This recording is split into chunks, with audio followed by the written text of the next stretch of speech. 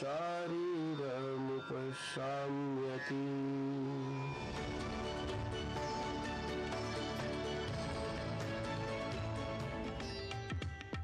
उपनिषद भी लेकर जाते हैं जब हज करने जाते हैं, तो ये प्रश्न कि भारतीय ग्रंथों के प्रति या भारतीयता के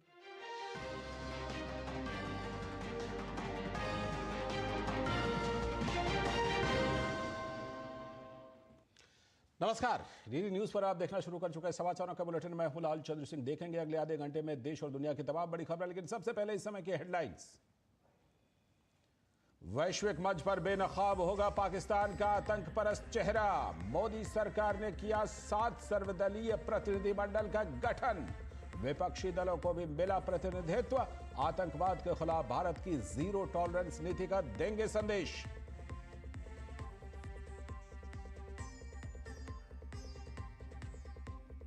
देश के लिए हम सब साथ, सुप्रिया सुले ने सरकार की पहल पर जताई खुशी। तो शशि थरूर ने कहा, जब बात राष्ट्रीय हित की तो पीछे नहीं हटेंगे।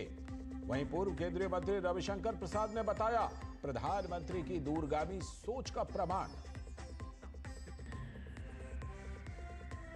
आतंक के खिलाफ एनआईए को बड़ी कामयाबी। जकार्ता से लौट रहे मुंबई एयरपोर्ट से आईएसआईएस स्लीपर सेल के 2 भगोड़े आतंकवादी गिरफ्तार। पुणे में 2023 में आईईडी बनाने और परीक्षण करने के एक मामले में वांटेड थे ये दोनों आतंकी। नीट यूजी परीक्षार्थियों के लिए खुशखबरी। मध्य प्रदेश हाईकोर्ट ने देश भर में नीट यूजी परिणाम पर लगी रोक हटाई। इंदौर के कुछ सेंटर्स का रिजल्ट घोषित करने पर रोक रहेगी। सोमवार को होगी दोबारा सुनवाई। और दिल्ली नगर निगम में आम आदमी पार्टी को बड़ा झटका। पार्षद हेमचंद्र गोयल के नेतृत्व में 13 पार्षदों ने पार्टी से अलग होकर इंद्रप्रस्थ विकास पार्टी के नाम से थर्ड फ्रंट बनाने का लिया फैसला।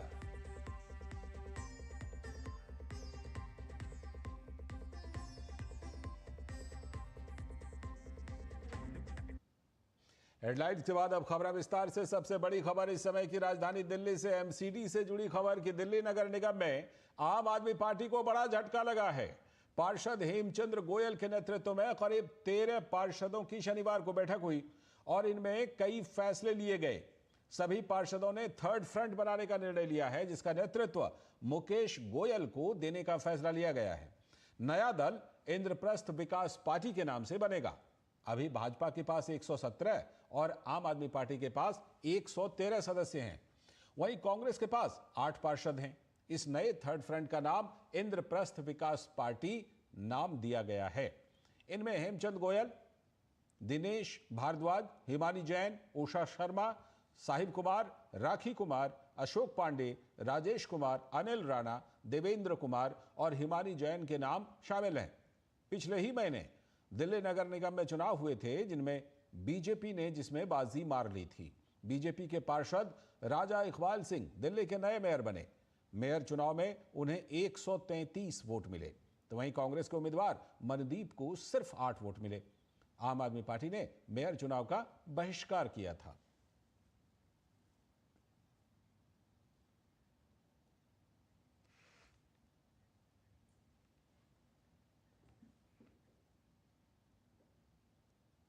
और इस खबर पर और ज्यादा जानकारी देने के लिए हमारे संवाददाता गिरीश निशाना हमारे साथ जुड़ रहे हैं। गिरीश, काफी दिनों से इस बात की अटकलें थीं कि इस तरह का हो सकता है कि आम आदमी पार्टी की एमसीडी की जो टीम है उसमें एक टूट हो सकती है, और ये आज हो गया। आज ये चीज देखने को मिल रही है।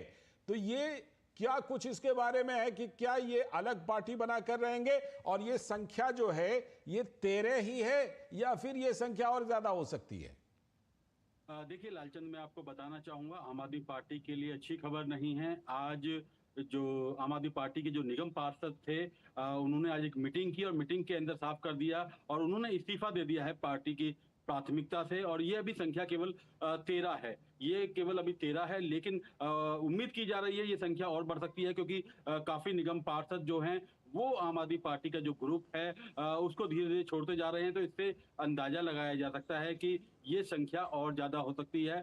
अभी हेमचंद्र गोयल के नेतृत्व में आज एक प्रेस कॉन्फ्रेंस की गई थी, जिसके अंदर जो 13 निगम पार्षद हैं आम आदमी पार्टी के, वो शामिल हुए। उन्होंने हस्ताक्षर किए कि वो आम आदमी पार्टी की प्राथमिक सदस्यत्व से इस्तीफा दे रहे हैं। ये केवल अभी संख्या 13 है, लेकिन उम्मीद की जा रही है ये संख्या और ज्यादा बढ़ सकती है। और आपको मैं बताना चाहूंगा, ये जो इंद्रप्रस्थ जो ये पार्टी बन रही है, दल बन रहा है, थर्ड फ्रंट जो बन रहा है, उसका जो नेतृत्व है मुकेश गोयल करेंगे।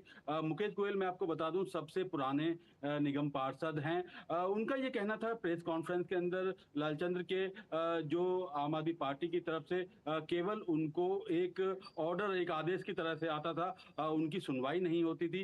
वो निगम पार्षद के तौर पर अपनी बातें सामने रखना चाहते थे, लेकिन उनकी बातों को नहीं सुना जाता था। केवल आता था तो आम आदमी पार्टी की तरफ से आदेश के इन बातों का पालन करना है। जो अपनी वो बातें रखते थे उनको कहीं ना कहीं आम आदमी पार्टी में सुना नहीं जाता था। तो ये बहुत बड़ी बात आज कहीं ना कहीं मुकेश गोयल ने अपनी प्रेस कॉन्फ्रेंस के दौरान ये बता दिया है। और ये कहा जा रहा है कि अब ये संख्या जो अभी केवल 13 निगम पार्षद आम आदमी पार्टी के पार्टी छोड़कर आए हैं, अब धीरे धीरे ये संख्या और बढ़ सकती है। तो आने वाला समय कह सकते हैं आम आदमी पार्टी के लिए अच्छा नहीं है, क्योंकि जिस तरह से उनके निगम पार्षदों ने पार्टी का दामन छोड़ दिया है और एक अलग फ्रंट बना लिया है। अभी पहले भाजपा, आम आदमी पार्टी और कांग्रेस अभी तक निगम पार्षद में है। अब ये हैं कि एक चौथा दल भी कहीं ना कहीं निगम के अंदर देखने को मिलेगा।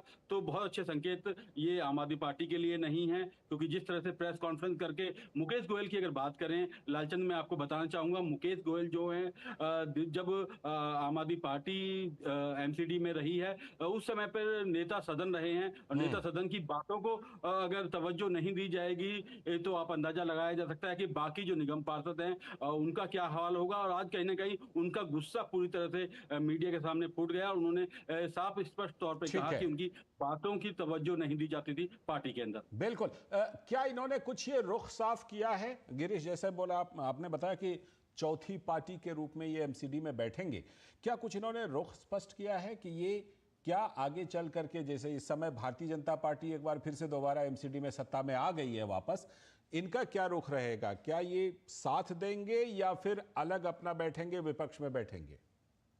देखिए, इन्होंने आज स्पष्ट किया है कि हमें विकास चाहिए, हम अपने क्षेत्र में विकास नहीं कर पा रहे। उनकी पार्टी की सरकार एमसीडी के अंदर चल रही थी, लेकिन उनकी सुनवाई नहीं हो रही थी। लेकिन उन्होंने कहीं ना कहीं एक तरफ से इशारा भी किया है कि हम उनका साथ देंगे जो विकास चाहते हैं। तो एक तरह से ये कहा जा सकता है कि आने वाले समय में अगर जरूरत पड़ती है, या ये कहें कि वो कहीं ना कहीं भाजपा के पीछे की तरफ से पूरा समर्थन देने को एक तरह से तैयार हो सकते हैं भविष्य के अंदर। क्योंकि उन्होंने ये कहा कि जब उनकी पार्टी की सरकार एमसीडी में थी तो उनके जो क्षेत्र के कार्य हैं वो नहीं हो पा रहे थे, जो कहीं ना कहीं फंड है वो रिलीज नहीं हो पा रहे थे। लेकिन उन्हें अब उम्मीद जगी है कि के अंदर अब उनके भी क्षेत्रों में विकास के कार्य होंगे। तो ऐसा कहा जा रहा है कि आने वाले समय के अंदर वो भाजपा शासित एमसीडी के अंदर फंड की भी एक गुहार लगाएंगे और अपने क्षेत्र का विकास भी करेंगे।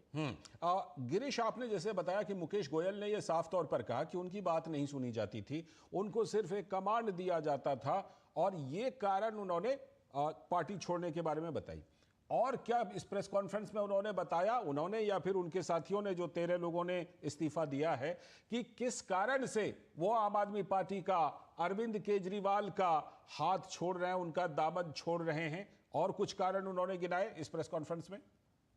देखिए लालचंद, मुख्य रूप से जो इस प्रेस कॉन्फ्रेंस में उन्होंने अपना मुख्य कारण बताया, उन्होंने विरोध ये जताया कि उनकी बातें ही पार्टी के अंदर नहीं सुनी जा रही थी। तो ये एक अपने आप में बड़ी बात है। जो नेता सदन रहा है निगम के अंदर, उसकी बातें नहीं सुनी जाएंगी तो बाकी जो निगम पार्षद हैं उनका क्या हाल होगा, या आने वाले समय में जो नेता है उनका क्या हाल होगा, ये उन्होंने स्पष्ट कर दिया है। लेकिन ये साफ हो गया है कि आने वाले समय में जो दिल्ली नगर निगम के अंदर एक चौथे दल के रूप में उभर के सामने आए हैं, और ये अपने विकास कार्यों के लिए इन्होंने कहा है कि वो मेयर के पास भी जाना चाहेंगे ताकि जो उनके क्षेत्र का विकास है वो हो सके। बिल्कुल, एक बड़ा झटका कहा जाएगा आम आदमी पार्टी के लिए और अरविंद केजरीवाल के लिए। बहुत बहुत शुक्रिया गिरीश निशारा जुड़ने के लिए, इस खबर पर ज्यादा जानकारी के साथ जुड़ने के लिए और विश्लेषण करने के लिए। तो हमारे संवाददाता गिरीश निशारा जुड़े थे। अभी वक्त है एक ब्रेक का, ब्रेक के बाद लौटेंगे तो देखेंगे आज की कुछ और बड़ी खबरें।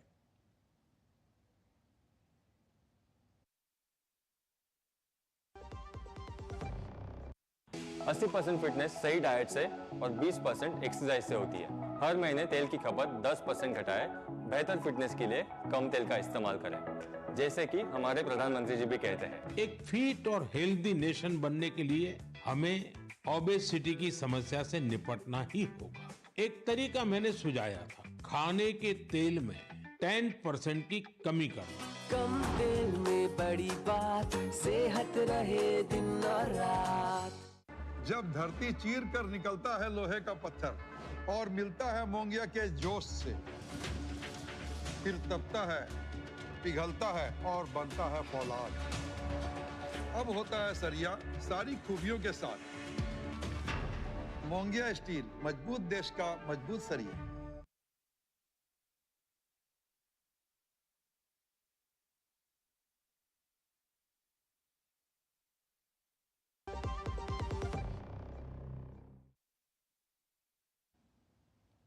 स्वागत है ब्रेक के बाद।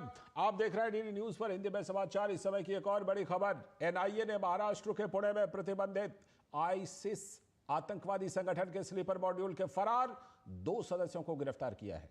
2 लोगों को मुंबई के अंतरराष्ट्रीय हवाई अड्डे के टर्मिनल 2 से इमिग्रेशन ब्यूरो ने गिरफ्तार किया। इन लोगों पर आईईडी के निर्माण और परीक्षण से संबंधित 2023 के मामले में गैर जमानती वारंट जारी था। आरोपी अब्दुल्ला फयाज शेख उर्फ डायपर वाला और तलहा खान को उस वक्त गिरफ्तार किया गया जब ये इंडोनेशिया के जकार्ता से भारत वापस लौटने की कोशिश कर रहे थे। दोनों आतंकवादियों पर एनआईए ने 3-3 लाख रुपए का इनाम रखा था।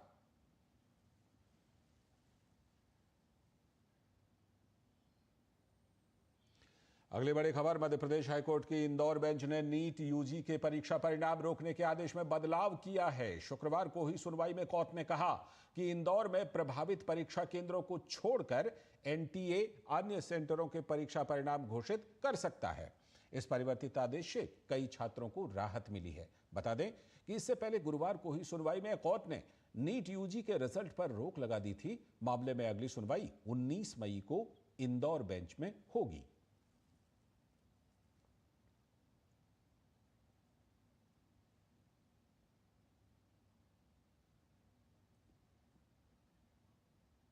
इस खबर पर ज्यादा जानकारी के साथ भोपाल से हमारे संवाददाता आदित्य श्रीवास्तव हमारे साथ जुड़ चुके हैं। आदित्य, सबसे पहले तो यही बताइए कि ये मामला जो इंदौर हाई कोर्ट में पहुंचा था, इंदौर बेंच में, इस मामले में क्या कुछ था और ये कितनी बड़ी राहत बाकी केंद्र के विद्यार्थियों के लिए, छात्रों के लिए जो उन जहां का ये मामला था वहां से जुड़े हुए नहीं है। इंदौर हाई कोर्ट में ये मामला कैसे पहुंचा था उस बेंच में और क्या कुछ इस फैसले में कहा गया है? देखिए, जिस दिन नीट यूजी की परीक्षा थी उस दिन इंदौर में दरअसल तेज आंधी बारिश जो है वो हो रहा था और उस बारिश की वजह से चूंकि 49 सेंटर जो है 49 सेंटर जो है वो इंदौर में बनाए गए थे नीट यूजी की अगर बात की जाए तो उन पूरे में तो नहीं, लेकिन कुछ सेंटर करीब 14-15 सेंटर ऐसे थे जहां पर तेज बारिश आंधी हो रही थी और उसकी वजह से बिजली चली गई थी और लाइट भी चली गई और बारिश की वजह से जो है वो जो परीक्षार्थी जब परीक्षा दे रहे थे तो उनको परेशानी का सामना करना पड़ा। उनमें से एक परीक्षार्थी था जिसने जो है इंदौर की हाईकोर्ट बेंच की बात की जाए तो वहां एक याचिका लगाई थी और उस याचिका के तहत कोर्ट ने कल दरअसल ये कहा था कि पहले तो इसके पूरे रिजल्ट को रोकने की बात की गई थी, लेकिन आज जो है ये कहा गया है कि आप इंदौर के जो प्रभावित इलाके हैं उनको छोड़कर बाकी जगहों का रिजल्ट दिया जा सकता है। तो ये कह सकते हैं लालचंद जी की जैसा इंदौर के जो वो 14-15 केंद्रों के जो विद्यार्थी थे, अच्छी संख्या में विद्यार्थी थे, उनके लिए एक राहत जो है वो कोर्ट ने दी हुई है, लेकिन पूरी तरीके से रिजल्ट्स भी नहीं रुक रहे हैं। ये हम मान सकते हैं कि जो बाकी के परीक्षार्थी हैं उनके रिजल्ट्स आ जाएंगे और एक नोटिस किया गया है मध्य प्रदेश सरकार को, एमपीएससीबी को, उसके अलावा नीट को और ऐसे 4 लोगों को, संस्थाओं को जो है वो उसमें नोटिस किया गया और उनसे जवाब भी मांगा गया है और अगली सुनवाई जो है वो 19 तारीख इसकी तय की गई।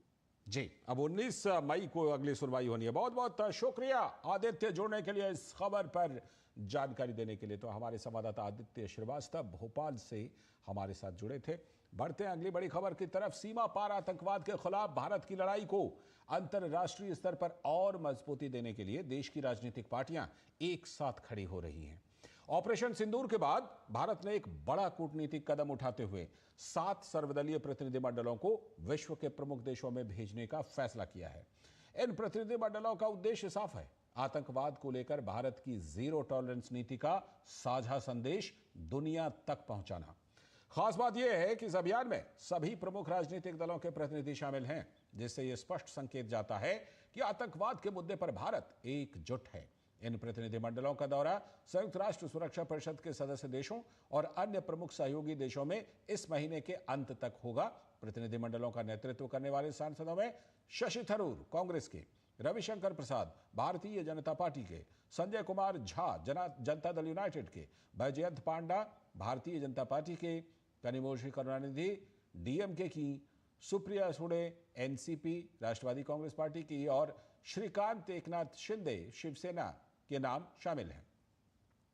राजनीतिक दुनिया से ये 7 बड़े और जाने माने नाम भले ही अलग अलग राजनीतिक दलों के हैं, लेकिन ये भारत की आतंकवाद के खिलाफ जीरो टॉलरेंस नीति की प्रतिबद्धता को पुरजोर तरीके से दुनिया के सामने रखेंगे।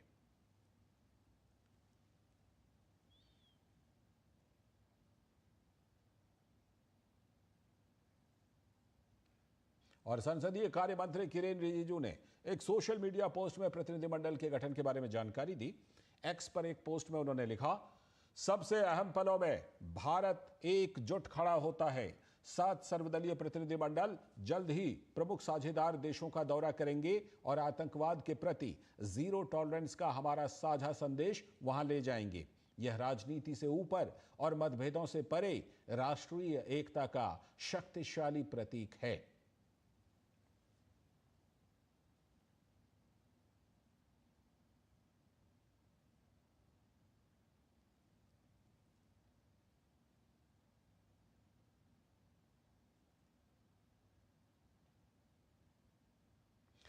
तो वहीं ऑपरेशन सिंदूर के बाद जैसा कि हमने बताया कि भारत ने 7 सर्वदलीय प्रतिनिधिमंडलों को विश्व के प्रमुख देशों में भेजने का फैसला किया है, जिसमें एनसीपी की सुप्रिया सुले का नाम भी शामिल है।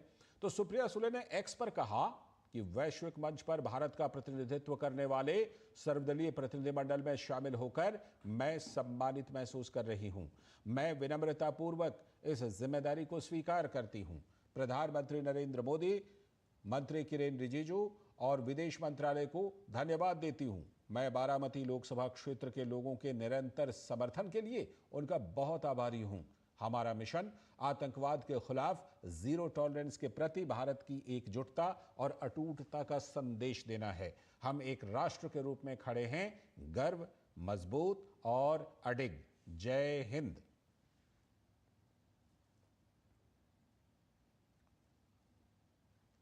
और डेलीगेशन की अगुवाई कर रहे कांग्रेस के सांसद शशि थरूर ने भी सोशल मीडिया प्लेटफॉर्म एक्स पर पोस्ट करके लिखा, मैं भारत सरकार द्वारा हाल की घटनाओं पर हमारे राष्ट्र के दृष्टिकोण को प्रस्तुत करने के लिए दुनिया की 5 प्रमुख राजधानियों में एक सर्वदलीय प्रतिनिधिमंडल का नेतृत्व करने के लिए आमंत्रित किए जाने से सम्मानित महसूस कर रहा हूं।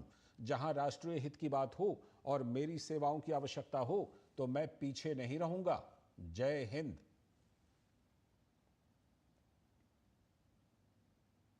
और सर्वदलीय प्रतिनिधिमंडल में शामिल भाजपा के नेता और सांसद रविशंकर प्रसाद ने एक प्रतिनिधिमंडल का नेतृत्व दिए जाने पर प्रधानमंत्री नरेंद्र मोदी का आभार जताया। रविशंकर प्रसाद ने सर्वदलीय प्रतिनिधिमंडल के गठन को प्रधानमंत्री की दूरगामी सोच का प्रमाण बताया। उन्होंने कहा कि भारत ने आतंकवाद का प्रभावी जवाब दिया है और हमें दुनिया को बताना है कि भारत इस बारे में क्या सोचता है। हमारे प्रधानमंत्री जी की दूरगामी सोच है कि भारत ने आतंकवाद को एक प्रभावी जवाब दिया और दुनिया को बताना कि आतंकवाद एक बहुत बड़ा नासूर है, दुनिया को खड़ा होना है।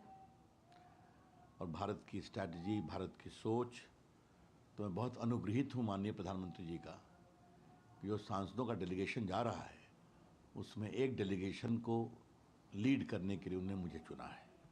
और एक हमारे प्रधानमंत्री की बहुत विशेष सोच है जो बताना ज़रूरी है कि जो 7 डेलीगेशन चुने गए हैं उसमें कई डेलीगेशन के नेता विपक्ष के लोग हैं। ये बहुत बड़ी सोच है। और आतंकवाद के मुद्दे पर पाकिस्तान को बेनकाब करने के लिए 7 सर्वदलीय प्रतिनिधिमंडल में शामिल जेडीयू के सांसद संजय कुमार झा ने कहा कि जब भी देश की सुरक्षा की बात आती है तो देश एकता के साथ खड़ा रहता है। उन्होंने कहा कि पाकिस्तान आतंकवाद को बढ़ावा देता है, ये दुनिया भर में लोग जानते हैं। भारत सरकार और हमारे प्रधानमंत्री ऑल पार्टी के हर एक जो मेंबर हैं उनको भेजा जा रहा है दुनिया भर में, खास करके बताने के लिए कि ये दुनिया में जहां भी टेररिज्म और टेररिस्ट एक्टिविटी हुआ है उसका जड़ पाकिस्तान में है।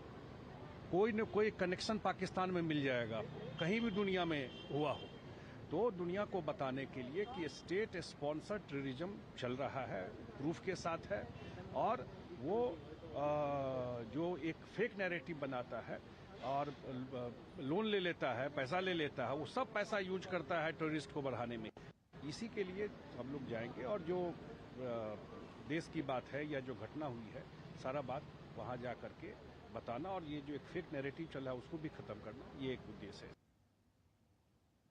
और अगली बड़ी खबर जम्मू कश्मीर से, जहां हालात तेजी से सामान्य हो रहे हैं और इस बीच लगातार उन सीमावर्ती इलाकों के भी हालात का जायजा लिया जा रहा है जहां पाकिस्तान की गोलीबारी से आम लोगों को नुकसान पहुंचा है।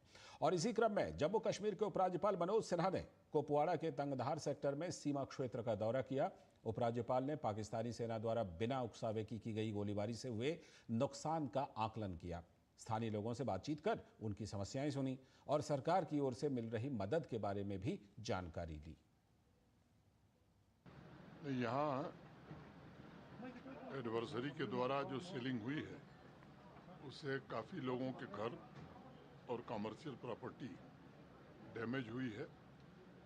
आज प्रशासन के अपने सीनियर ऑफिसर के साथ मैंने उसको विजिट भी किया है, देखा है अपनी आंखों से, यहाँ के लोगों से इंटरेक्शन करके उनकी समस्याओं को समझने की कोशिश की है।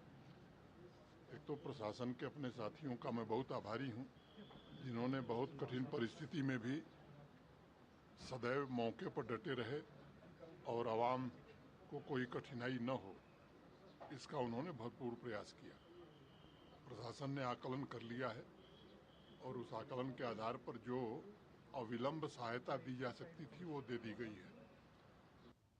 और आम लोगों से मिलने के बाद उपराज्यपाल सेना के जवानों से भी मिले। उन्होंने जवानों की वीरता, पराक्रम और मां भारती के प्रति समर्पण को नमन किया।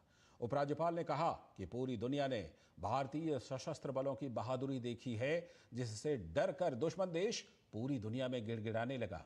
पाकिस्तान में ऐसा कुछ भी नहीं है जो भारतीय सेना की पहुंच से बाहर हो। पूरी दुनिया ने देखा है भारतीय सेनाओं की बहादुरी को, और तब वो पूरी दुनिया में घूम घूम करके गुहार लगाना शुरू किया उसने। हम युद्ध के समर्थक कभी नहीं हैं, शांति से जीना चाहते हैं। आज दुनिया की हम 5वीं बड़ी अर्थव्यवस्था है और कुछ दिनों में 4थी बड़ी अर्थव्यवस्था बनना चाहते हैं। हम एक विकसित भारत का सपना लेकर के चल रहे हैं, लेकिन पड़ोसी जो है वो केवल कर्ज के आधार पर मानवता को ही समाप्त करने पर उतारू है। मैं समझता हूं कि जो जवाब दिया गया है शायद उससे सबक मिल गई होगी। पाकिस्तान के अंदर ऐसा कुछ भी नहीं है जो भारत की सेनाओं के जद में नहीं है। मैं फिर से अगली बड़ी खबर पश्चिम बंगाल से, जहां उत्तर 24 परगना जिले में भारत बांग्लादेश अंतर्राष्ट्रीय सीमा पर बीएसएफ ने सोने की तस्करी की कोशिश को नाकाम कर दिया है। बीएसएफ ने 2 तस्करों को 10 सोने के बिस्किटों के साथ रंगे हाथ गिरफ्तार किया। जब्त किए गए सोने का कुल वजन 1.167 किलोग्राम और अनुमानित कीमत 1 करोड़ 11 लाख रुपए है। यह कार्रवाई 16 मई को उस समय की गई जब हाकिमपुर सीमा चौकी पर तैनात जवानों को सोने की तस्करी से जुड़ी एक पुख्ता जानकारी मिली। सूचना के आधार पर जवानों ने एक विशेष और सुनियोजित अभियान चलाया। 2 संदिग्ध व्यक्तियों की गतिविधियों पर जवानों को शक हुआ। तलाशी के दौरान दोनों तस्करों से 10 सोने के बिस्किट बरामद हुए। एक अन्य कार्रवाई में जवानों ने 41 किलोग्राम गांजा भी जब्त किया है, जिसको तस्कर भारत से बांग्लादेश में तस्करी करने की फिराक में थे। जब्त किए गए सोने और गांजे को संबंधित विभागों को सौंप दिए गए हैं।